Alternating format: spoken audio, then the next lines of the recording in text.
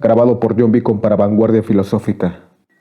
Hay un fantasma que recorre Europa, el fantasma del comunismo. Todas las potencias de la vieja Europa se han aliado en santa cacería contra este fantasma. El Papa y el Zar, Metternich y Winsot, radicales franceses y policías alemanes. ¿Dónde está el partido opositor que no haya sido tachado de comunista por sus adversarios gobernantes? ¿Donde el partido opositor que no haya relanzado el estigmatizado reproche de comunista tanto a sus adversarios más avanzados como a sus enemigos más reaccionarios? Dos cosas se derivan de este hecho. Todas las potencias europeas reconocen ya al comunismo como una potencia. Ha llegado la hora de que los comunistas expongan abiertamente ante el mundo entero su visión, sus objetivos, sus tendencias y opongan a la ley del fantasma del comunismo un manifiesto del partido mismo. Con este fin, se han reunido en Londres comunistas de las más diversas naciones y han esbozado el siguiente manifiesto que se publica en inglés, francés, alemán, italiano, flamenco y danés. Capítulo 1. Burgueses y proletariados. La historia de todas las sociedades hasta el día de hoy es historia de luchas de clases. Libre y esclavo, patricio y plebeyo, señor y siervo, maestro y oficial, en suma, opresores y oprimidos, han estado y están enfrentados entre sí, han mantenido una lucha ininterrumpida, ya oculta, ya abierta, una lucha que en todos los casos terminó con una transformación revolucionaria de toda la sociedad, o bien con el hundimiento conjunto de las clases en lucha. En las primeras épocas de la historia encontramos en casi todas partes una completa división de la sociedad en diferentes estamentos, un múltiple escalonamiento de posiciones sociales. En la antigua Roma tenemos patricios, caballeros, plebeyos, esclavos. En la Edad Media, señores feudales, vasallos, maestros, oficiales, siervos. Y por si fuera poco, en casi todas esas clases hay que añadir gradaciones especiales. La moderna sociedad burguesa, surgida del hundimiento de la sociedad feudal, no ha abolido las contradicciones de clase. Se ha limitado a sustituir las viejas clases, las viejas condiciones de opresión, las viejas formas de luchas, por otras nuevas. Sin embargo, nuestra época, la de la burguesía, se caracteriza por haber simplificado las contradicciones de la clase. La sociedad entera se va dividiendo cada vez más en dos grandes campos enemigos, en dos grandes clases directamente enfrentadas, burguesía y proletariado. De los siervos de la Edad Media surgieron los vecinos libres. De las primeras ciudades de estos vecinos libres surgieron los primeros elementos de la burguesía. El descubrimiento de América y la circunnavegación de África ofrecieron a la emergente burguesía un espacio nuevo. El mercado de las Indias Orientales y de China, la colonización de América, el intercambio con las colonias, el aumento de los medios de cambio y de mercancía en general, proporcionaron al comercio, a la navegación, a la industria, un impulso jamás conocido, y con ello un rápido desarrollo del elemento revolucionario en la decadente sociedad feudal. La anterior organización feudal o gremial de la industria no bastaba ya para satisfacer la creciente demanda resultante de nuevos mercados. En lugar de ella, vino la manufactura. El estamento medio industrial sustituyó a los maestros gremiales. La división del trabajo entre las diversas corporaciones desapareció ante la división del trabajo en el propio taller. Pero los mercados seguían aumentando, la demanda seguía creciendo. Tampoco la manufactura daba abasto. Entonces vinieron el vapor y la maquinaria a revolucionar la producción industrial. En lugar de la manufactura comenzó la moderna gran industria. En lugar del estamento medio industrial aparecieron los industriales millonarios, los jefes de ejércitos industriales enteros, los modernos burgueses. La gran industria ha instaurado el mercado mundial que el descubrimiento de América había preparado. El mercado mundial ha proporcionado un inmenso desarrollo del comercio, de la navegación, de las comunicaciones terrestres. Tal desarrollo ha influido, a su vez, a la expansión de la industria, y a medida que se han desarrollado industrias, comercios, navegación, ferrocarriles, en esa misma medida se ha desarrollado la burguesía, ha multiplicado sus capitales, ha relegado a un segundo plano a todas las clases legadas por la Edad Media. Vemos, pues, que la moderna burguesía es, por su parte, producto de un largo proceso de desarrollo, de una serie de transformaciones en el modo de producción y de intercambio. Cada uno de estos grados del desarrollo de la burguesía iba acompañado de sus correspondientes avances políticos. Estamento sometido bajo el dominio de los señores feudales, asociación armada y con autogobierno en la comuna, unas veces república urbana e independiente y otras veces tercer estado tributario de la monarquía. Después, en tiempos de la manufactura, contrapeso frente a la nobleza en la monarquía estamental o absoluta y en general base principal de las grandes monarquías, la burguesía conquistó finalmente desde la instauración de la gran industria y del mercado mundial la hegemonía política exclusiva en el moderno estado representativo. El poder estatal moderno no es más que una junta administradora que gestiona los negocios comunes de toda la clase burguesa. La burguesía ha desempeñado un papel altamente revolucionario en la historia. Allí donde ha llegado al poder, la burguesía ha destruido todas las relaciones feudales, patriarcales e idílicas. Ha arrancado despiadadamente los abigarrados lazos que ligaban a los hombres con sus superiores naturales y no ha dejado otro lazo entre hombre y hombre que el desnudo interés, que el seco pago al contado. Ha sofocado el sagrado embeleso de la ilusión piadosa, del entusiasmo caballeresco, de la melancolía pequeño burguesa en las aguas heladas del cálculo egoísta. Ha disuelto la dignidad humana en el valor de cambio y ha sustituido las libertades garantizadas y legalmente adquiridas por la única libertad, la libertad de comercio sin escrúpulos. En una palabra, ha sustituido la explotación recubierta de ilusiones religiosas y políticas por la explotación abierta, desvergonzada, directa y a secas. La burguesía ha despojado de su aureola todas las profesiones que hasta hoy eran venerables y contempladas con piadoso respeto. Ha convertido en asalariados suyos al médico, al jurista, al cura, al poeta, al hombre de ciencia. La burguesía ha rasgado el velo de tierno sentimentalismo que envolvía las relaciones familiares y lo ha reducido a una relación dineraria. La burguesía ha revelado que la brutal manifestación de fuerza que la reacción tanto admira en la Edad Media tenía su complemento natural en el más índole vivir del cuento de la lechera. Ha sido ella la primera que ha demostrado lo que puede llevar a cabo la actividad humana. Ella ha realizado maravillas completamente distintas de las pirámides egipcias, de los acueductos romanos, de las cátedras góticas. Ha realizado campañas enteramente distintas de las migraciones de pueblos y de las cruzadas. La burguesía no puede exigir sin revolución continuamente los instrumentos de producción. Esto es, todas las relaciones sociales. La conservación inalterada del antiguo modo de producción era, en cambio, la primera condición de existencia de todas las clases industriales anteriores. La continua transformación de la producción, la incesante sacudida de todos los estados sociales, la eterna inseguridad y movimiento, esto es lo que caracteriza a la época burguesa respecto de todas las demás. Quedan disueltas todas las relaciones fijas, oxidadas, con su cortejo de representación y visiones veneradas desde lo antiguo, mientras todas las recién formadas envejecen antes del poder osificador. Todo lo estamental y establecido se esfuma, todo lo sagrado es profanado, mientras los hombres se ven, al fin, obligados a considerar sobriamente su situación y sus relaciones recíprocas. La necesidad de dar salida cada vez más amplia a sus productos empuja a la burguesía a moverse por el globo entero. En todas partes tienen que anidar, en todas partes ampliarse, en todas partes crear conexiones. La burguesía, en su explotación del mercado mundial, ha configurado la producción y el consumo de todos los países a escala cosmopolita. Con gran pesar de los reaccionarios, ha sustraído a la industria el suelo nacional bajo sus pies. Las antiguas industrias nacionales han sido destruidas y lo siguen siendo a diario.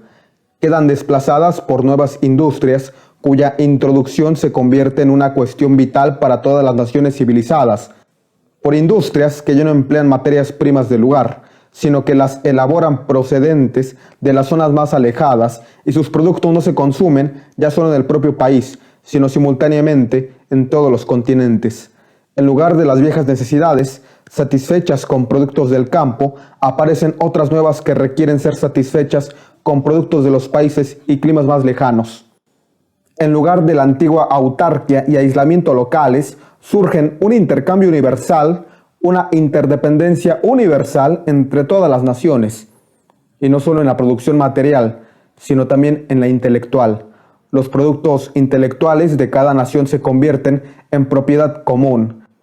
La peculiaridad y limitación nacionales se van tornando imposibles de día en día. De las muchas literaturas nacionales y locales se forma una literatura mundial. La burguesía, gracias al rápido perfeccionamiento de todos los instrumentos de producción y a la inmensa mejora de las comunicaciones, arrastra a todas las naciones, incluso a las más bárbaras, hacia la civilización. Los bajos precios de sus productos son la artillería pesada con la que derriban todas las murallas chinas, con las que doblega la más tersa xenofobia de los bárbaros hasta su capitulación. La burguesía obliga a todas las naciones a apropiarse del modo de producción burgués si no quieren sucumbir. Las obliga a incorporar en ellas mismas la llamada civilización, esto es, a convertirse en burguesas. En una palabra, crea un mundo a su imagen y semejanza. La burguesía ha sometido el campo al dominio de la ciudad, ha creado enormes ciudades, ha multiplicado considerablemente la población ciudadana en comparación con la agraria, ha arrancado así una parte importante de la población del idiotismo de la vida campesina. Al igual que ha subordinado el campo a la ciudad, ha subordinado los pueblos bárbaros y semibárbaros a los civilizados, los pueblos campesinos a los pueblos burgueses, el oriente al occidente. La burguesía va eliminando progresivamente la dispersión de los medios de producción, de la propiedad y de la población. Ha aglomerado a la población, centralizado los medios de producción, concentrado la propiedad en pocas manos. Consecuencia necesaria de esto ha sido la centralización política. Provincias independientes, casi federales simplemente, cada una con diferentes intereses, gobiernos, leyes, tarifas aduaneras, se han visto obligadas a unirse en una sola nación, un solo gobierno, una sola ley y un solo interés nacional de clase, una sola línea aduanera. La burguesía, en sus apenas 100 años de dominio de clase, ha creado fuerzas productivas más abundantes y colosales que todas las generaciones pasadas en su conjunto. Sometimiento de las fuerzas de la naturaleza, maquinaria, aplicación de la química a la industria y la agricultura, navegación a vapor, ferrocarriles, telégrafos eléctricos, roturación de continentes enteros, acondicionamiento de ríos para la navegación, poblaciones enteras levantadas repentinamente. ¿Qué siglo anterior sospechó que semejantes fuerzas productivas dormitasen en el seno del trabajo social? Hemos visto, pues, los medios de producción y de comunicación sobre cuya base se formó la burguesía. Estos fueron creados en la sociedad feudal. Alcanzando cierto nivel de desarrollo de estos medios de producción y de comunicación, las relaciones conforme a las cuales producía e intercambiaba la sociedad feudal, la organización feudal de la agricultura y de la manufactura, en una palabra, las relaciones de propiedad feudales dejaron de corresponder a las fuerzas productivas ya desarrolladas. Estas relaciones de propiedad frenaban la producción en lugar de favorecerla. Se convirtieron en otras tantas trabas. Hubo que romperlas y las rompieron. En su lugar apareció la libre concurrencia con la constitución social y política adecuada a ella, con la dominación económica y política de la clase burguesa. Ante nuestros ojos se produce un movimiento parecido. Los medios de producción y comunicación, las relaciones de propiedad burguesas, la moderna sociedad burguesa, que tan espectaculares medios de producción y comunicación se ha sacado del sombrero, se asemeja al mago que ya no es capaz de dominar las potencias subterráneas que él mismo ha conjurado. Desde hace decenios, no es la historia de la industria y del comercio otra cosa que la historia de la rebelión de las modernas fuerzas productivas frente a las modernas relaciones de producción, frente a las relaciones de propiedad, que son las condiciones de vida de la burguesía y de su dominio. Basta mencionar las crisis comerciales, que en su periódica reaparición, cada vez más amenazante, cuestionan la existencia de la sociedad burguesa. En las crisis comerciales, no solo se destruye regularmente gran parte de lo producido, sino gran parte de las fuerzas productivas ya creadas. En las crisis se desata una epidemia social que en todas las épocas anteriores hubiese aparecido como algo absurdo, la epidemia de la sobreproducción. La sociedad se halla de pronto retrotraída a un estado de momentánea barbarie. El hambre, la devastadora guerra general, parecen haberla privado de todas las provisiones. La industria, el comercio, parecen estar destruidos. ¿Y por qué? Porque posee demasiada civilización, demasiadas provisiones, demasiada industria, demasiado comercio. Las fuerzas productivas que tiene a su disposición no sirven ya para fomentar las relaciones de propiedad burguesas. Al contrario, se han vuelto demasiado poderosas para esas relaciones, que las frenan ahora. Y tan pronto como superan ese freno, provocan el desorden en toda la sociedad burguesa, ponen en peligro la existencia de la propiedad burguesa. Las relaciones burguesas se han vuelto demasiado estrechas para abarcar la riqueza que han creado. ¿Cómo supera las crisis la burguesía? Por un lado, mediante la fuerza de la destrucción de una masa de fuerzas productivas. Por otro, conquistando nuevos mercados y explotando más a fondo los viejos. ¿De qué manera lo hacen entonces? Preparando crisis más universales y violentas y disminuyendo los medios de prevenirlas. Las armas con las que la burguesía derribó el feudalismo se dirigen ahora contra la burguesía misma. Pero la burguesía no solo ha forjado las armas que van a darle muerte, ha creado también a los hombres que van a manejarlas, los obreros modernos, los proletariados. En la misma medida en que se desarrolla la burguesía, esto es, el capital, se desarrolla el proletariado, la clase de obreros modernos que viven tan solo si encuentran trabajo y que solamente lo encuentran si su trabajo aumenta el capital. Estos obreros tienen que venderse al por menor. Son una mercancía como otro artículo de comercio cualquiera, expuesta igualmente, pues a todas las vicitudes de la concurrencia, a todas las oscilaciones del mercado. El trabajo del proletariado ha perdido todo su carácter independiente debido a la expansión de la maquinaria y a la división del trabajo, y con ello todo su atractivo para el obrero. Este se convierte en mero accesorio de la máquina, del que tan solo se exige la manipulación más sencilla y monótona, la más fácil de aprender. Los costes que ocasiona el obrero se limitan, pues, casi a las provisiones que necesita para su sustento y para la reproducción de su raza. Ahora bien, el precio de una mercancía y por tanto del trabajo es igual a sus costes de producción. Cuanto más desagradable es el trabajo, tanto más disminuye, pues, el salario. Más todavía, cuanto más aumenta la maquinaria y la división del trabajo, tanto más aumenta la masa de trabajo, ya sea por multiplicación de las horas de trabajo, ya sea por multiplicación del trabajo exigido en un tiempo dado, ya sea por funcionamiento acelerado de las máquinas, etc. La moderna industria ha transformado el pequeño cuarto de trabajo del maestro patriarca en la gran fábrica del capitalista industrial. Masas de trabajadores hacinados en la fábrica son organizados como soldados. Se les coloca como soldados rasos de la industria, bajo vigilancia de una completa jerarquía de suboficiales y oficiales. No solo son esclavos de la clase burguesa, del Estado burgués, sino que son esclavos cada día y cada hora por la máquina, por el capataz y sobre todo por el fabricante burgués individual. Este despotismo es tan mezquino, odioso, irritante, cuanto más abiertamente proclama que su fin es el lucro.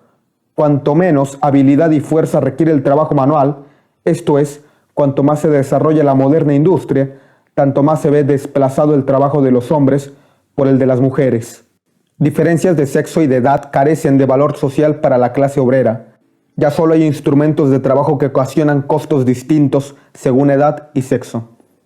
Llegado el punto en el que la explotación del obrero por el fabricante termina con el cobro del salario, cae sobre el obrero las otras partes de la burguesía, el propietario de la vivienda, el tendero, el prestamista, etc. Las clases intermedias hasta ahora existentes, pequeños industriales, comerciantes y rentistas, artesanos y campesinos, todas estas clases caen en el proletariado, ya sea debido a que su pequeño capital no basta para lanzarse a la gran empresa y sucumbe en la competencia con los capitalistas mayores, ya sea debido a que sus habilidades han quedado devaluadas por nuevos métodos de producción, de manera que el proletariado se recluta de todas las clases de la población. El proletariado recorre diversos grados de desarrollo. Su lucha contra la burguesía comienza con su existencia. Al principio, lucha cada obrero individualmente, después lo hacen los obreros de una fábrica, después los obreros de una rama de trabajo, en una localidad, frente al burgués individual que los explota directamente. Dirigen sus ataques no solo contra las relaciones de producción burguesas, sino contra los mismos instrumentos de producción. Destruyen las mercancías extranjeras en competencia, destrozan las máquinas, prenden fuego a las fábricas, intentan reconquistar la decaída posición del trabajador de la Edad Media. En esta fase, los obreros forman en el país entero una masa dispersa y fragmentada por la concurrencia. La conjunción masiva de los trabajadores no es aún consecuencia de su propia unión, sino de la unión de la burguesía, la cual tiene que poner en movimiento al proletariado entero y de momento lo puede seguir haciendo con el fin de alcanzar sus propios objetivos políticos. En esta fase los proletariados no combaten, pues a sus enemigos, sino a los enemigos de sus enemigos, los restos de la monarquía absoluta, los terratenientes, la burguesía no industrial, los pequeños burgueses, de manera que todo el movimiento histórico se haya concentrado en manos de la burguesía. Toda victoria alcanzada en esta situación es una victoria de la burguesía. Pero con el desarrollo de la industria no solo se multiplica el proletariado, sino que se concentra en masas mayores, creciendo su fuerza y sintiéndola más. Los intereses, las condiciones de vida entre los proletariados se asemejan cada vez más, dado que la maquinaria va borrando progresivamente las diferencias del trabajo y empuja el salario hacia un nivel igualmente bajo. La creciente concurrencia de la burguesía entre sí y las crisis industriales de ella resultantes hacen oscilar cada vez más el salario del obrero. La maquinaria, que se desarrolla cada vez más rápidamente, perfeccionándose sin cesar, aumenta gradualmente la inseguridad de toda su existencia. De manera creciente, las colisiones entre el obrero individual y el burgués individual adquieren el carácter de colisiones entre dos clases. Los trabajadores comienzan a formar coaliciones frente a la burguesía. Se unen para defender su salario. Ellos mismos establecen asociaciones duraderas con el fin de estar abastecidos en caso de eventuales levantamientos. Aquí y allá la lucha se convierte en sublevación. De cuando en cuando los obreros triunfan, pero solo provisionalmente. El verdadero resultado de sus luchas no consiste en el triunfo inmediato, sino en la unión de los obreros, que va ganando cada vez más terreno. Esta unión se ve favorecida por los crecientes medios de comunicación creados por la gran industria, medios que ponen en contacto a los obreros de distintas localidades. Basta este contacto para centralizar como lucha nacional, como lucha de clases, las múltiples luchas locales que en todas partes tienen igual carácter.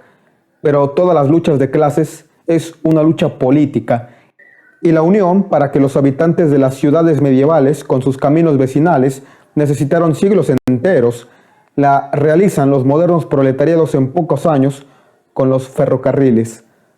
Esta organización de los proletariados en clase, y con ello en partido político, se rompe de nuevo a cada instante por la concurrencia entre los obreros mismos, pero resurge siempre más fuerte, más firme, más poderosa. Ella obliga a reconocer algunos intereses de los trabajadores en forma de leyes, aprovechando las disensiones de la burguesía entre sí. Tal sucede con la ley de las 10 horas en Inglaterra. Las colisiones de la vieja sociedad como tal favorecen en múltiples ocasiones el proceso de desarrollo del proletariado.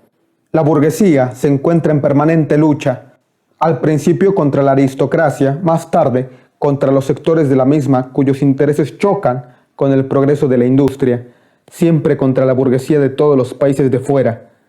En todas estas luchas se ve obligada a apelar al proletariado, a pedir su ayuda y a comprometerlo así en el movimiento político.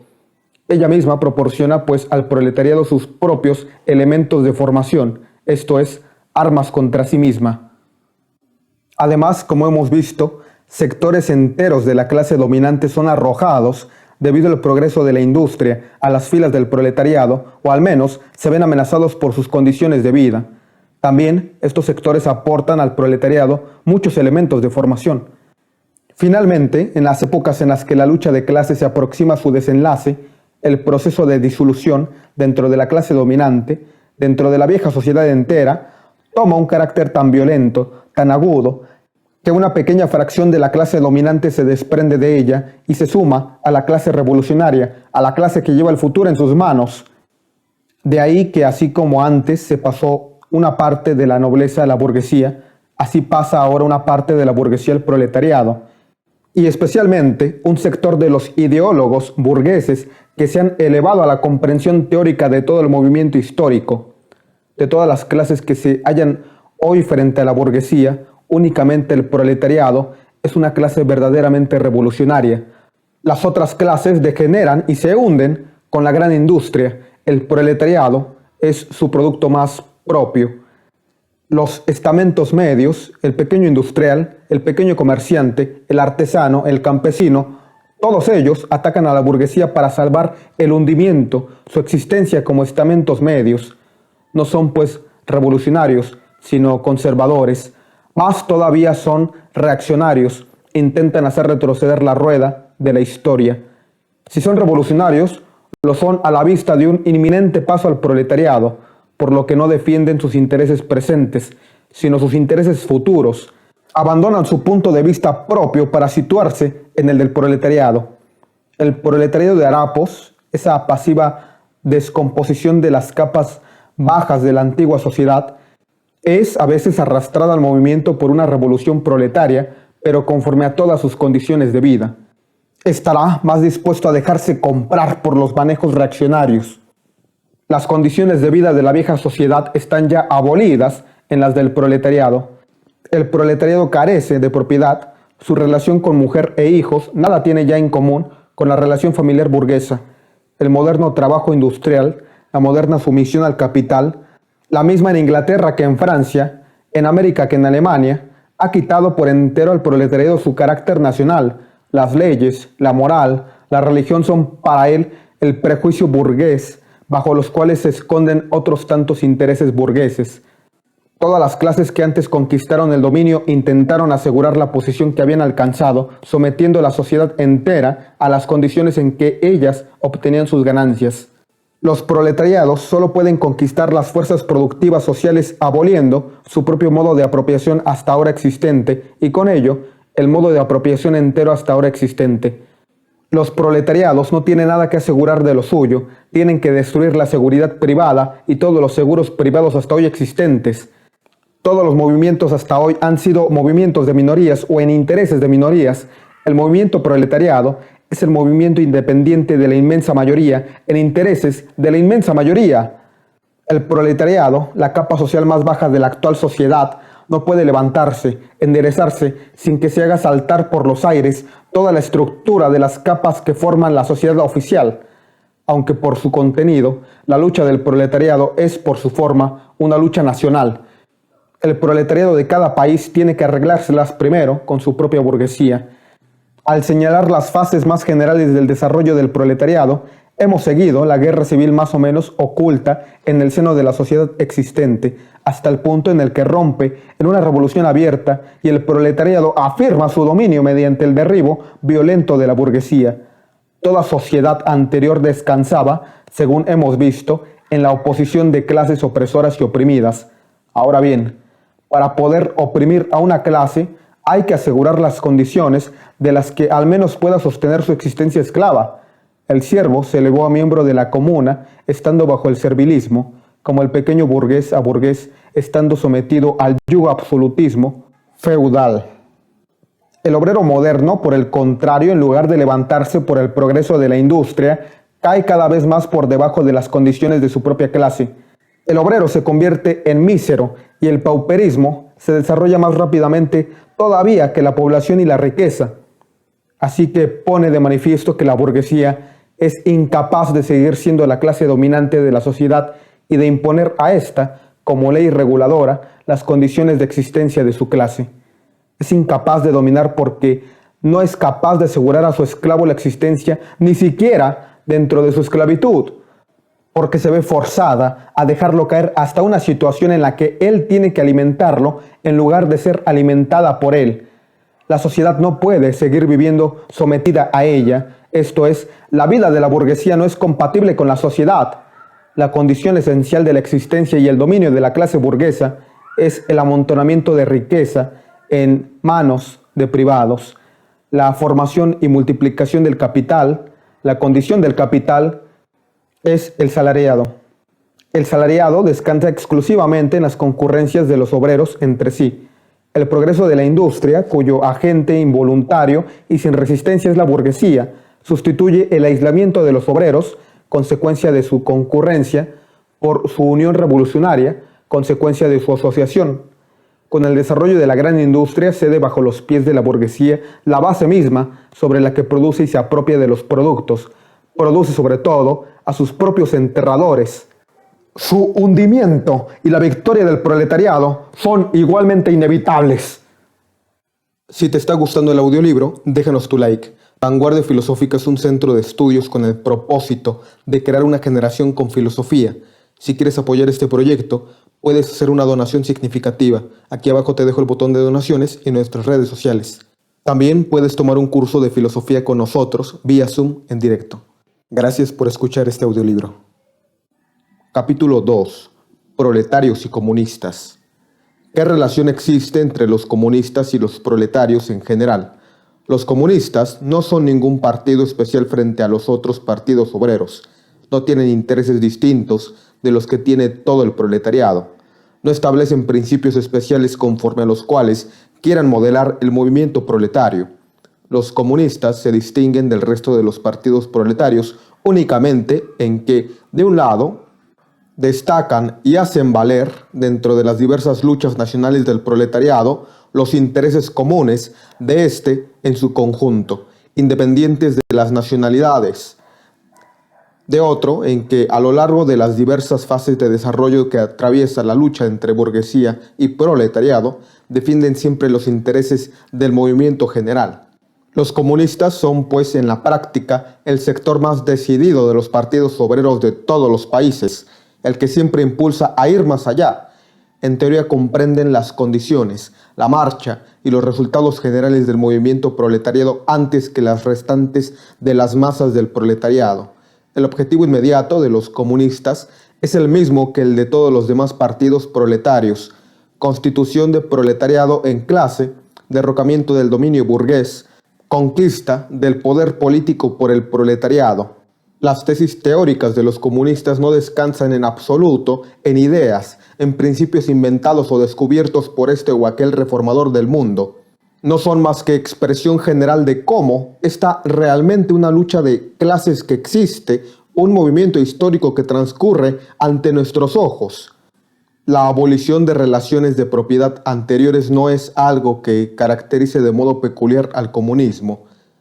Todas las relaciones de propiedad han estado sometidas a un continuo cambio histórico, a una continua transformación histórica. La Revolución Francesa, por ejemplo, abolió la propiedad feudal en favor de la burguesa. Lo que caracteriza al comunismo no es la abolición de la propiedad sin más, sino la abolición de la propiedad burguesa. Pero la propiedad burguesa moderna es la última y más perfecta expresión de la creación y apropiación de productos basada en enfrentamientos de clase, en la explotación del uno por los otros. En este sentido, los comunistas pueden resumir su teoría en esta única expresión: supresión de la propiedad privada. Se nos ha reprochado a los comunistas el querer abolir la propiedad adquirida personalmente, elaborada por uno mismo, la propiedad que constituye la base de toda libertad, actividad e independencia personales. Propiedad elaborada, adquirida, ganada por uno mismo. Hablan de la propiedad pequeño burguesa, pequeño campesina, que procedió a la propiedad burguesa. No necesitamos abolirla. El desarrollo de la industria ha abolido y la está aboliendo todos los días. ¿O hablan acaso de la moderna propiedad privada burguesa? Pero es que el trabajo asalariado, el trabajo proletariado, le crea propiedad a este de ninguna manera. Crea el capital, esto es, la propiedad que explota el trabajo asalariado y que solo puede multiplicarse bajo las condiciones de producir nuevo trabajo asalariado para explotarlo una vez más. La propiedad en su forma actual se mueve en la oposición de capital y trabajo asalariado. Veamos cada uno de los lados de esta oposición. Ser capitalista significa no solo asumir una posición puramente personal en la producción, sino una posición social. El capital es un producto comunitario y solo puede ponerse en movimiento gracias a una actividad conjunta de muchos miembros de la sociedad. Es más, en última instancia, solo puede ponerse en movimiento gracias a la actividad de todos los miembros de la sociedad. El capital no es, pues, un poder personal, es un poder social. Por lo tanto, si el capital se transforma en propiedad comunitaria, perteneciente a todos los miembros de la sociedad, no se transforma propiedad personal en propiedad social. Solo se transforma el carácter social de la propiedad. Pierde su carácter de clase. Vayamos al trabajo asalariado. El precio medio del trabajo asalariado es el mínimo del salario. Esto es, la suma de los medios de subsistencia necesarios para mantener con vida al trabajador como trabajador. Lo que el obrero asalariado se apropia, pues, gracias a su actividad solo basta para reproducir su vida escueta. Nosotros no queremos en absoluto abolir esta apropiación personal de los productos del trabajo, destinada a reproducir la vida inmediata, una apropiación que no deja ninguna ganancia neta capaz de proporcionar poder sobre el trabajo ajeno. Solo queremos suprimir el carácter miserable de esa apropiación, carácter por el cual el obrero vive tan solo para multiplicar el capital, vive tan solo en la medida en la que lo exige el interés de la clase dominante. En la sociedad burguesa el trabajo vivo es solo un medio para multiplicar el trabajo acumulado. En la sociedad comunista el trabajo acumulado es solo un medio para ampliar el proceso vital de los trabajadores, para enriquecerlo, para favorecerlo. En la sociedad burguesa domina, pues, el pasado sobre el presente. En la comunista, el presente sobre el pasado. En la sociedad burguesa el capital es independiente y personal, mientras que el individuo que trabaja carece de independencia y es impersonal. Y a la supresión de esta situación la llama la burguesía supresión de la personalidad y la libertad. Y con razón, se trata efectivamente de la supresión de la personalidad, independencia y libertad burguesas. Por libertad se entiende en las actuales relaciones burguesas de producción del comercio libre, la compra y la venta libres. Pero desaparecido el chalaneo, desaparece también el libre chalaneo. Los dichos acerca del libre chalaneo, como todas las bravatas de nuestra burguesía sobre la libertad, no tienen sentido más que frente al chalaneo encadenado, frente al ciudadano esclavizado de la Edad Media, pero no frente a la supresión comunista del chalaneo, de las relaciones burguesas de producción y de la misma burguesía. Les horroriza que queramos suprimir la propiedad privada, pero en nuestra sociedad existente la propiedad está suprimida para 9/10 partes de sus miembros. Existe precisamente gracias a que no existe para 9/10 partes. Nos reprochan, pues, que queremos suprimir una propiedad que supone, como una de sus condiciones necesarias, la carencia de propiedad de la inmensa mayoría de la sociedad. En una palabra, nos reprochan que queremos suprimir su propiedad. Efectivamente, eso es lo que queremos. Desde el momento en el que el trabajo no puede ya transformarse en capital, dinero, renta de la tierra, en suma, en un poder social monopolizable, es decir, desde el momento en el que la propiedad personal no puede convertirse en propiedad burguesa, desde ese momento declaramos que ha quedado suprimida la persona. Confesamos, pues, que no entiendan por persona sino al burgués, al propietario burgués. Desde luego esa persona debe ser suprimida. El comunismo no quita a nadie el poder de apropiarse productos sociales, solo quita el poder de servirse de esa propiedad para someter trabajo ajeno. Se ha objetado que al suprimirse la propiedad privada se dejará de trabajar y se extenderá una holgazanería general. De ser así, hace ya tiempo que la sociedad burguesa debería haber sucumbido, víctima de la pereza, ya que los que en ella trabajan no ganan y los que en ella ganan no trabajan. Toda la objeción desemboca en la tautología de que se acaba el trabajo asalariado en cuanto se acaba el capital. Todas las objeciones que se dirigen contra el modo de apropiación y producción comunista de productos materiales se han extendido igualmente a la apropiación y producción de productos intelectuales. Al igual que para el burgués, la supresión de la propiedad clasista significa la supresión de la producción misma. De igual forma, suprimir la educación clasista es para él idéntico a suprimir la educación sin más. La educación cuya pérdida lamenta el burgués es para la enorme mayoría la educación que convierte en máquina. Pero no discutamos con nosotros midiendo la supresión de la propiedad burguesa conforme a nuestras representaciones burguesas de libertad, educación, derecho, etc. Nuestras propias ideas son producto de las relaciones de producción y propiedad burguesas. Igual que nuestro derecho no es otra cosa que la voluntad de nuestra clase elevada a derecho, una voluntad cuyo contenido se haya dado en las condiciones materiales de la vida de nuestra clase. Las interesadas representaciones en que ustedes, partiendo de situaciones históricas que son transitorias en el curso de la producción, convierte sus relaciones de producción y propiedad en leyes eternas de la naturaleza y la razón. Esas representaciones las compartimos con todas las clases dominantes desaparecidas. Lo que ustedes entienden por propiedad antigua, lo que ustedes entenderían por propiedad feudal, ya no debió ser entendido como referente de la propiedad burguesa. Supresión de la familia. Incluso los más radicales pierden los estribos en torno a este vergonzoso propósito de los comunistas. ¿En qué descansa la familia actual, la burguesa? En el capital, en la ganancia privada, en su desarrollo acabado, existe solo para la burguesía, pero halla su complemento en la forzada carencia de familia de los proletariados y en la prostitución pública. La familia del burgués desaparece, naturalmente, con la desaparición de ese complemento suyo, y ambos desaparecen con la desaparición del capital. Nos reprochan que queremos suprimir la explotación de los hijos por sus padres. Confesamos este delito. Pero decirnos ustedes, eliminamos las relaciones más íntimas sustituyendo la educación familiar por la social. ¿Y no está determinada también nuestra educación por la sociedad? ¿No lo está a través de las relaciones sociales en cuyo seno se educan a través de la intervención directa o indirecta de la sociedad mediante la escuela y etcétera?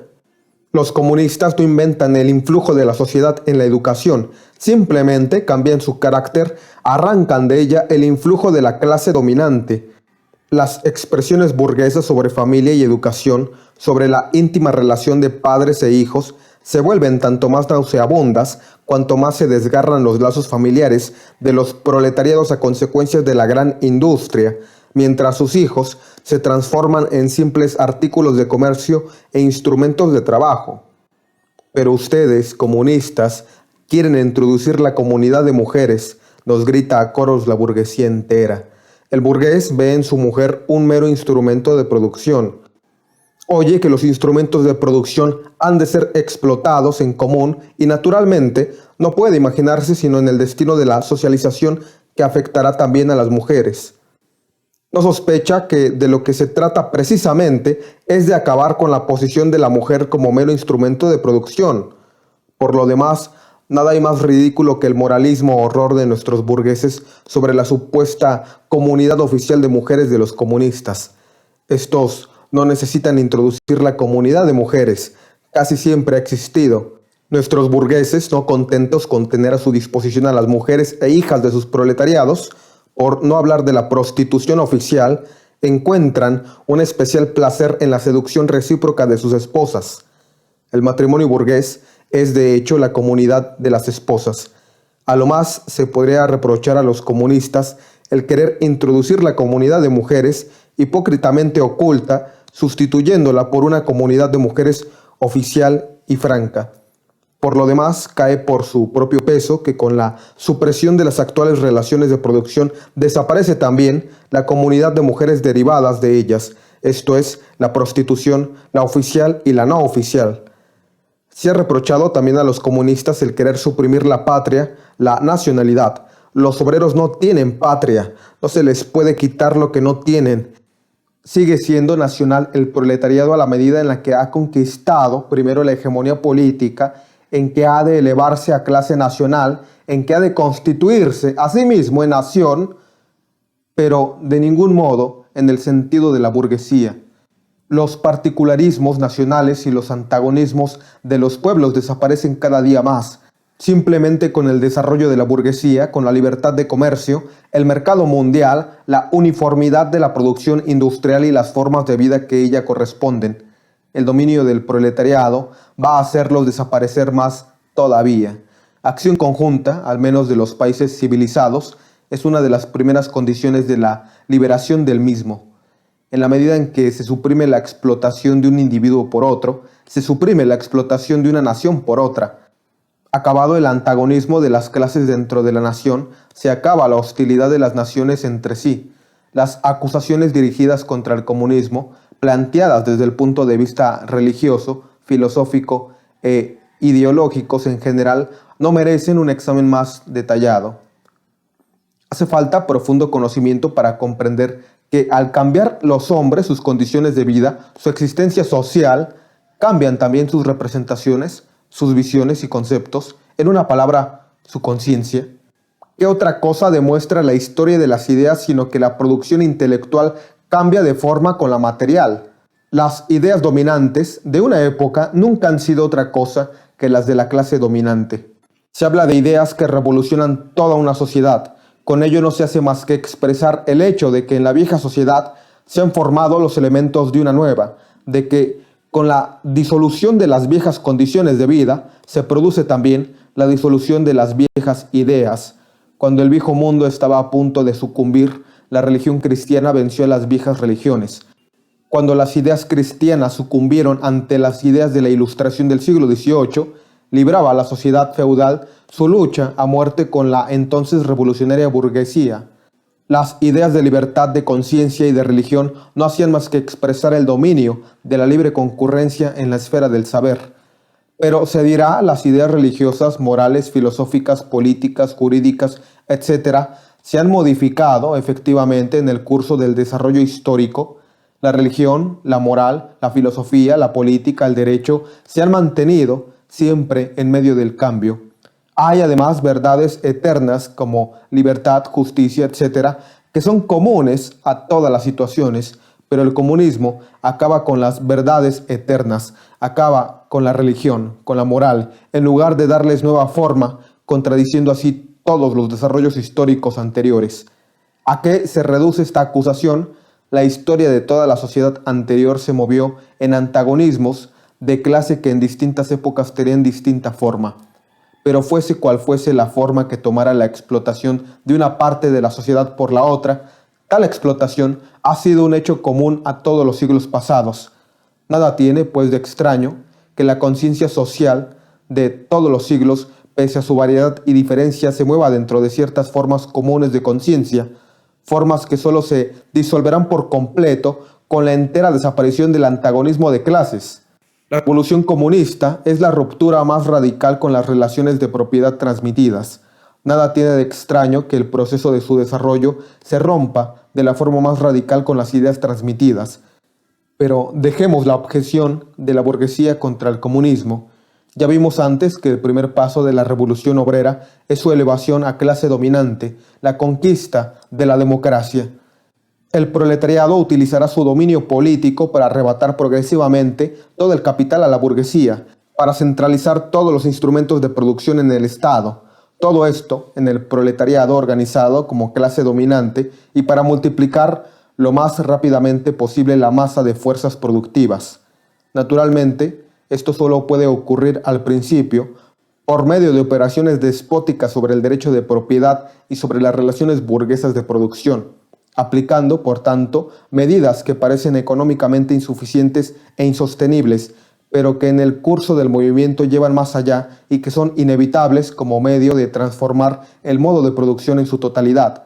Estas medidas serán distintas, claro está, según los distintos países.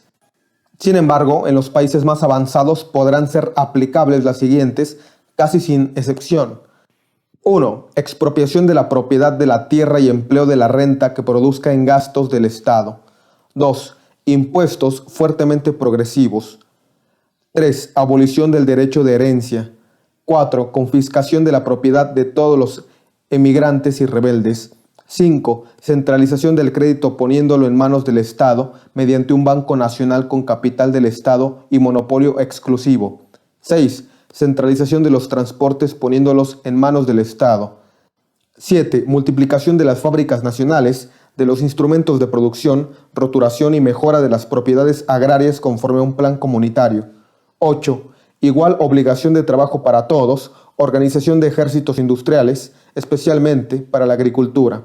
9. Unión de la explotación agraria y la industria, medidas para superar paulativamente la diferencia entre ciudad y campo. 10. Educación pública y gratuita de todos los niños. Eliminación del trabajo infantil en las fábricas en su forma actual.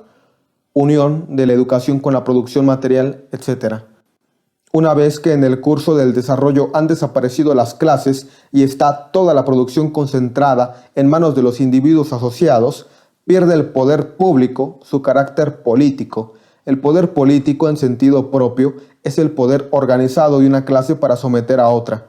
Si el proletariado en su lucha con la burguesía se une necesariamente como clase, se hace clase dominante por medio de una revolución y suprime por la fuerza, como clase dominante, las viejas relaciones de producción suprime, con esas relaciones de producción, las condiciones de existencia de los antagonistas de clase, suprime las clases como tales y con ello su propio dominio en cuanto a clase.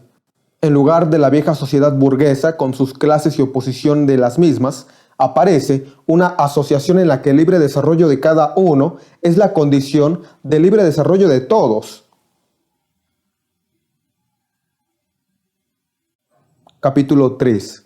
Literatura socialista y comunista. 1. El socialismo reaccionario. Inciso A. El socialismo feudal. Las aristocracias francesa e inglesa estaban llamadas, dado su posición histórica, a escribir panfletos contra la moderna sociedad burguesa. En la Revolución Francesa de julio de 1830, en el movimiento reformista inglés, la aristocracia volvió a sucumbir ante el odiado advenimiento. Ya no se podía hablar de una lucha política seria, le quedaba solamente la lucha literaria, pero tampoco en el terreno de la literatura eran ya posibles las viejas expresiones de la época de la Restauración. Para despertar simpatía, la aristocracia tuvo que perder de vista, aparentemente, sus intereses y formular su acto de acusación contra la burguesía en intereses solamente de la explotación de la clase obrera. Preparaba así el desquite de lanzar canciones incuriosas a su nuevo dominador y de susurrarle al oído profecías más o menos preñadas de desgracias. Surgió así el socialismo feudal, mitad elegía y mitad libelo, mitad eco del pasado y mitad amenaza del futuro, dando a veces en el corazón de la burguesía con un juicio amargo, ingeniosamente demoledor, produciendo siempre un efecto cómico debido a su total incapacidad de comprender la marcha de la moderna historia. Enarbolaban como bandera de saco de mendigo del proletariado para poner de su parte al pueblo, pero cuántas veces éste se situó tras ellos, vio en su trasero los viejos escudos feudales y se dispersó con sonoras e irreverentes carcajadas. Un sector de los legitimistas franceses y de la joven Inglaterra han ofrecido este espectáculo. Cuando los feudales demuestran que su modo de explotación estaba configurado de manera distinta de la explotación burguesa, olvidan sencillamente que ellos explotaban bajo circunstancias y condiciones completamente diferentes, ahora ya anticuadas. Cuando alegaban que bajo su dominio no existía el proletariado moderno, sencillamente olvidan que la moderna burguesía no era más que un retoño necesario de su orden social. Por otro lado, enmascaran tampoco el carácter reaccionario de su crítica. De su principal acusación contra la burguesía consiste, precisamente, en que bajo el régimen de esta se desarrolla una clase que va a dinamitar todo el antiguo orden social. A la burguesía le reprochan, más que el haber creado un proletariado sin más, el haber creado un proletariado revolucionario.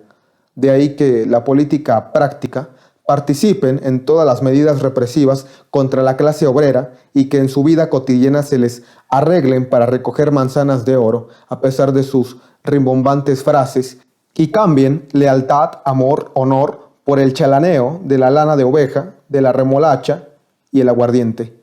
Si el clérigo siempre fue de la mano del feudal, el socialismo clerical hace lo mismo con el socialismo feudal. Nada más fácil que dar una mano de socialismo al ascetismo cristiano. ¿No se enojó también el cristianismo frente a la propiedad privada, frente al matrimonio, frente al Estado? ¿No predicó en su lugar la caridad, la pobreza, el celibato, la mortificación de la carne, la vida monástica y la iglesia? El socialismo cristiano es solo el agua bendita con la que el clérigo bendice la rabia del aristócrata. Inciso B. Socialismo pequeño burgués.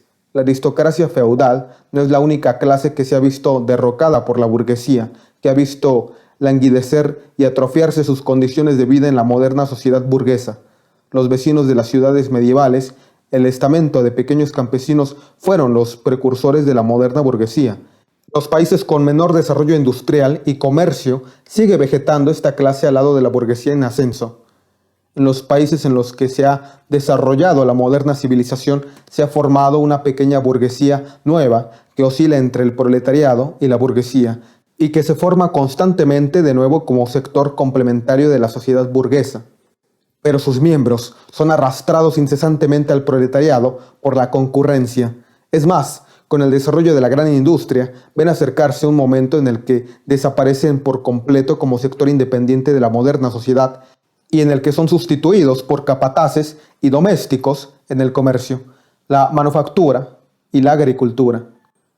En países como Francia, donde la clase campesina constituye bastante más de la mitad de la población, era natural que escritores que defendían al proletariado frente a la burguesía fijaran como norma en su crítica al régimen burgués, la del pequeño burgués y del pequeño campesino, tomando el partido de los obreros desde el punto de vista de la pequeña burguesía. Así se forma el socialismo pequeño burgués. Sismondi es el cabecilla de esta literatura, no solo en Francia, sino también en Inglaterra.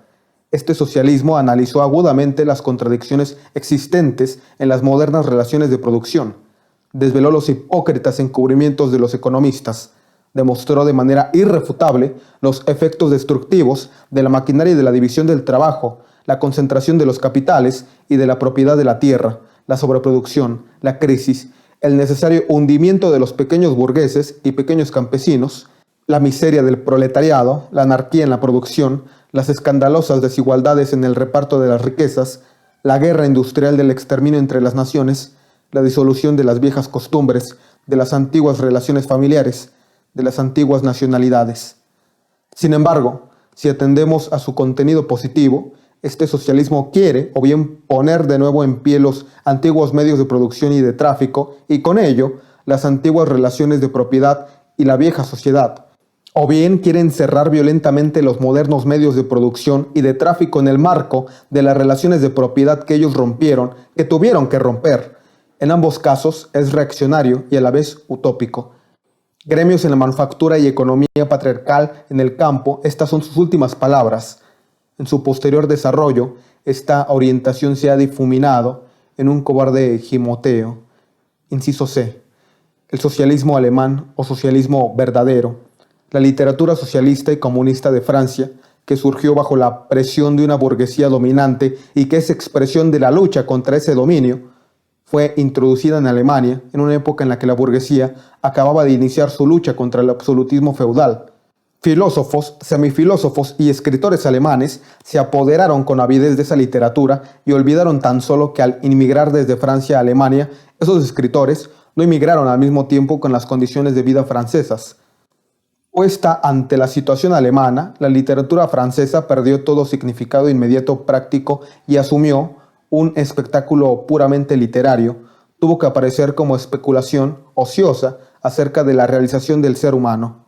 De ahí que las reivindicaciones de la primera Revolución Francesa no tuvieran para los filósofos alemanes del siglo XVIII otro sentido que el de ser reivindicaciones de la razón práctica en general, y las expresiones de voluntad de la burguesía francesa revolucionaria representaban, a sus ojos, las leyes de la voluntad pura, de la voluntad como debe ser, de la verdadera voluntad humana. El único trabajo de los literatos alemanes consistía en armonizar las nuevas ideas francesas con su vieja conciencia filosófica, o más exactamente, en apropiarse de las ideas francesas desde su punto de vista filosófico. Esta apropiación se produjo de la misma manera en que se aprende una lengua extranjera, traduciéndola. Se sabe que los monjes escribieron insulsas historias de santos católicos sobre manuscritos en los que se contenían las obras clásicas de la antigua época pagana. Los literatos alemanes procedieron en sentido contrario respecto de la literatura profana francesa. Escribieron su absurdo filosófico detrás del original francés. Por ejemplo, detrás de la crítica francesa de las relaciones dinerarias escribieron enajenación de la esencia humana. Detrás de la crítica francesa del estado de la burguesía escribieron supresión del dominio de lo universal en sentido abstracto, etc. Al empleo subrepticio de estas expresiones filosóficas en lugar de los desarrollos franceses lo bautizaron como filosofía de la acción, socialismo verdadero, ciencia alemana del socialismo, fundamentación filosófica del socialismo, etc. La literatura francesa socialista comunista quedó así prácticamente castrada y como en manos del alemán dejaba de expresar la lucha de una clase contra la otra, creyó el alemán haber superado la unilateralidad francesa, haber defendido la necesidad de la verdad, en lugar de verdaderas necesidades y en lugar de los intereses del proletario, los intereses de la esencia humana, los del hombre sin más, del hombre que no pertenece a ninguna clase, que no pertenece en absoluto a la realidad, que solo pertenece al cielo brumoso de la fantasía filosófica. Este socialismo alemán, que tomó tan en serio y tan solemnemente sus torpes ejercicios escolares, pregonándolos con tanta charlatanería, fue perdiendo progresivamente su inocencia pedante. La lucha de la burguesía alemana, especialmente de la prusiana, contra los feudales y monarquía absoluta, en una palabra, el movimiento liberal adquirió mayor seriedad. De este modo se presentó al verdadero socialismo, la ocasión propicia de oponer las reivindicaciones socialistas al movimiento político, de arrojar fuera los anatemas tradicionales contra el liberalismo, contra el Estado representativo, contra la concurrencia burguesa, la libertad de prensa burguesa, el derecho burgués, la libertad e igualdad burguesas, y de predicar a la masa popular que nada tenía que ganar en este movimiento burgués, antes al contrario, todo que perder. El socialismo alemán olvidó oportunamente que la crítica francesa, de la que era eco insípido, supone la moderna sociedad burguesa con sus correspondientes condiciones materiales de vida y su adecuada constitución política, elementos que eran en Alemania meros presupuestos que habían que empezar por conquistar. Este socialismo, con su corte de clérigos, mentores, hidalgos rústicos y burócratas, sirvió a los regímenes absolutos alemanes de espantajo ideal frente a la burguesía en amenazante ascenso.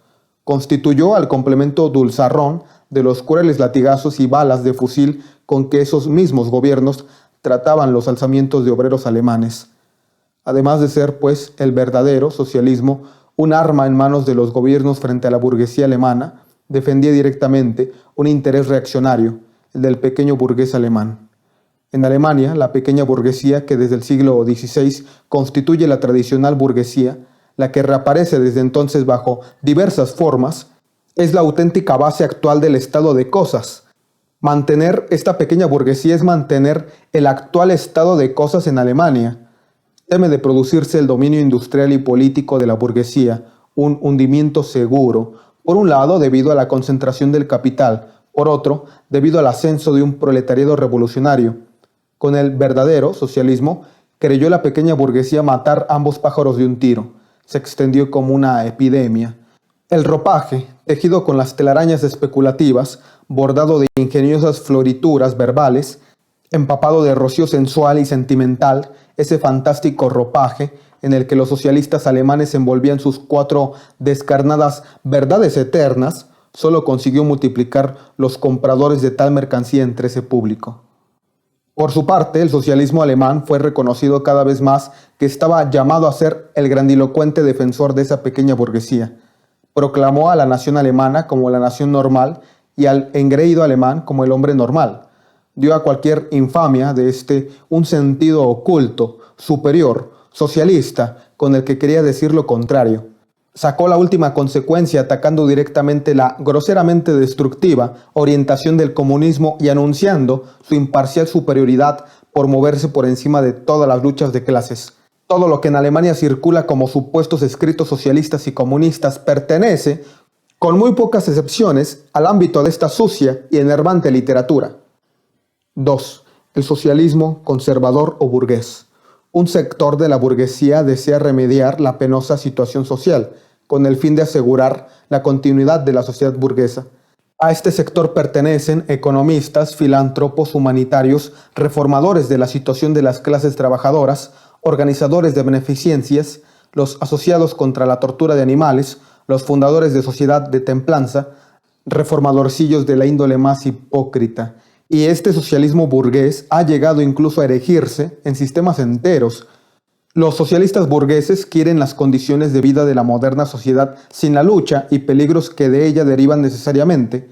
Quieren la sociedad existente sin los elementos que la revolucionan y disuelven. Quieren la burguesía sin el proletariado. La burguesía considera el mundo en el que domina como el mejor y como no. El socialismo burgués elabora esta consideración convirtiéndola en un semisistema o en un sistema entero, cuando invita al proletariado a realizar sus sistemas para entrar en la Nueva Jerusalén. Lo único que exige en realidad es que pertenezca en la sociedad actual, pero borrando la odiosa imagen que de ella tiene. Una segunda forma de este mismo socialismo, menos sistemática pero más práctica, intentaba quitar a la clase obrera el gusto por cualquier movimiento revolucionario, demostrando que solo podía sacarse provecho de un cambio de las condiciones materiales de vida, de las condiciones económicas, no de uno o de otro cambio político. Por cambio de las condiciones materiales de vida, no entiende este socialismo en absoluto abolición de las relaciones de producción burguesas, que solo es posible por vía revolucionaria, sino mejoras administrativas que se realizan en el marco de esas relaciones de producción, que nada cambian, pues en la relación entre capital y trabajo asalariado, sino que en el mejor de los casos disminuyen para la burguesía los costes de su dominio y simplifican su administración del Estado. Su expresión adecuada la alcanza el socialismo burgués solo cuando se convierte en mera figura retórica. Libre cambio en intereses de la clase obrera, aranceles proteccionistas en interés de la clase obrera, prisiones celulares en interés de la clase obrera. Esta es su última palabra, la única seria que pronuncia el socialismo burgués. El socialismo de la burguesía consiste justamente en afirmar que los burgueses son burgueses, en interés de la clase obrera. 3. El socialismo y el comunismo crítico utópicos. No hablamos aquí de la literatura que en todas las grandes revoluciones modernas expresó las reivindicaciones del proletariado. Las primeras tentativas del proletariado de imponer directamente sus propios intereses de clase en una época de agitación general, en la que la del derribo de la sociedad feudal, fracasaron necesariamente por la forma, aún no desarrollada, del mismo proletariado, como también por la falta de condiciones materiales de su liberación, condiciones que son precisamente producto de la época burguesa. La literatura revolucionaria que acompaña estos primeros movimientos del proletariado es, por su contenido, necesariamente reaccionaria. Enseña un ascetismo general y un tosco igualitarismo. Los genuinos sistemas socialistas y comunistas, los de Saint-Simon, Fourier, Owen, etc., aparecen en la primera época, falta de desarrollo, de la lucha entre el proletariado y burguesía, la época que antes hemos descrito. Los inventores de estos sistemas ven ciertamente el antagonismo de las clases, al igual que la afectividad de los elementos disolventes contenidos en la misma sociedad dominante, pero no vislumbran ninguna acción histórica independiente por parte del proletariado, ningún movimiento político peculiarmente suyo. Como el desarrollo del antagonismo de clases va parejo al de la industria, no encuentran tampoco las condiciones materiales para la liberación del proletariado, buscan una ciencia social, leyes sociales que creen esas condiciones.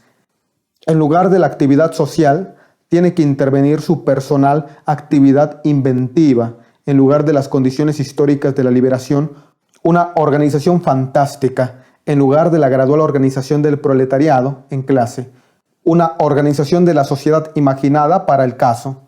La futura historia mundial se reduce para ellos a la propaganda y la realización práctica de sus proyectos de sociedad. Tienen conciencia, eso sí, de defender en sus planes principalmente los intereses de la clase obrera como la clase que más sufre.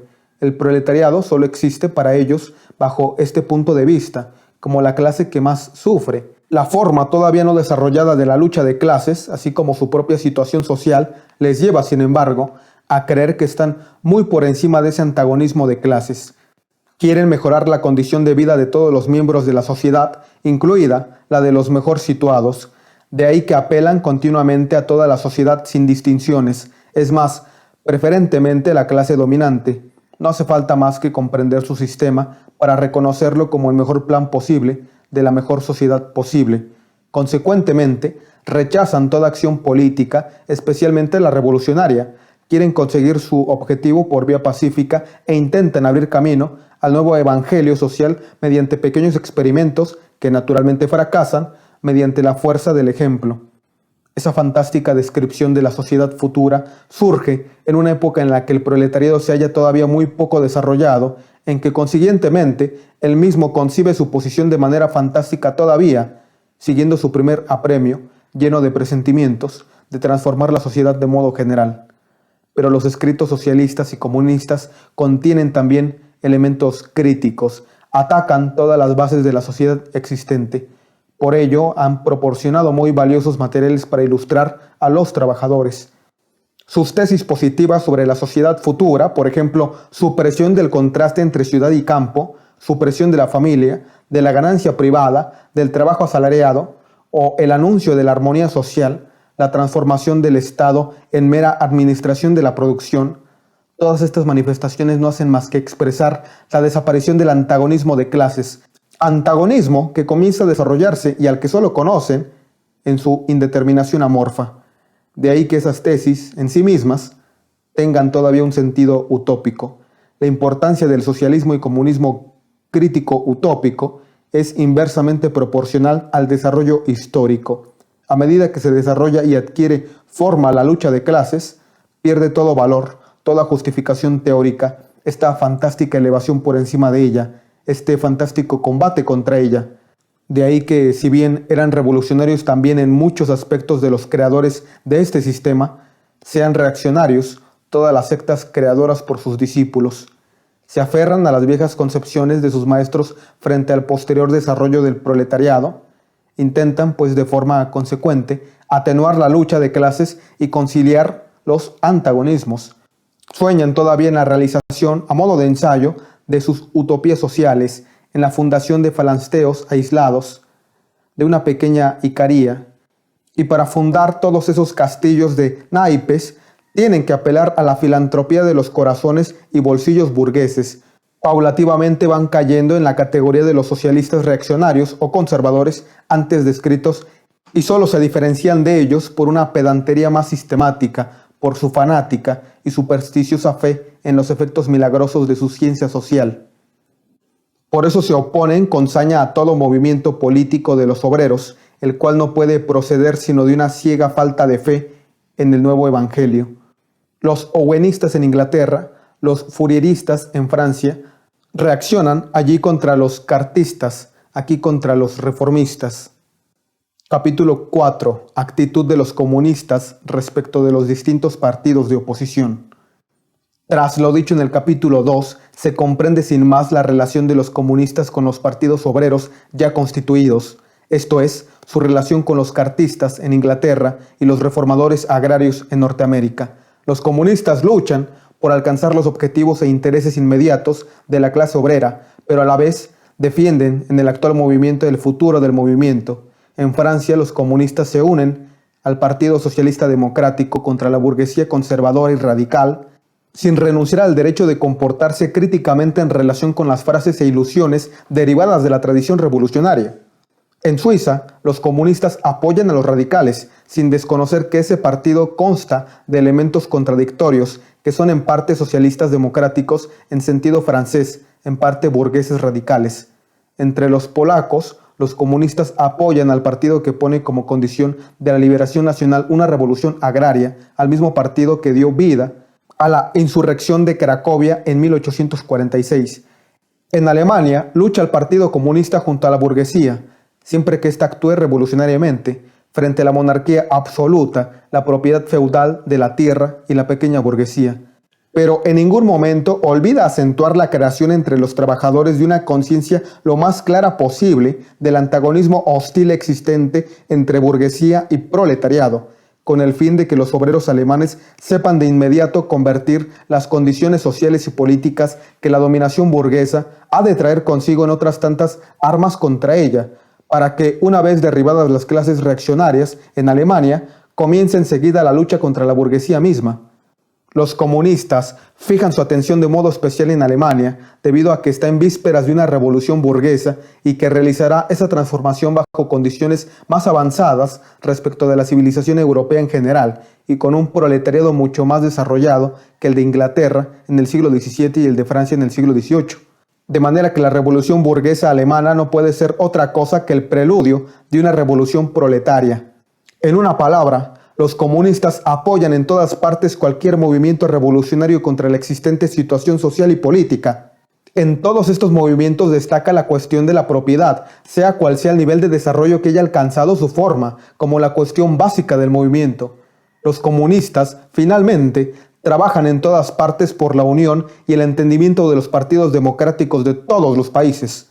Los comunistas rechazan ocultar sus opiniones y propósitos, declaran abiertamente que sus objetivos solo pueden alcanzarse mediante el derribo violento de todo el orden social hasta ahora existente. Que tiemblen las clases dominantes ante una revolución comunista. Trabajadores del mundo, lo único que tienen que perder son sus cadenas y tienen un mundo que ganar. Proletariados de todos los países, unidos.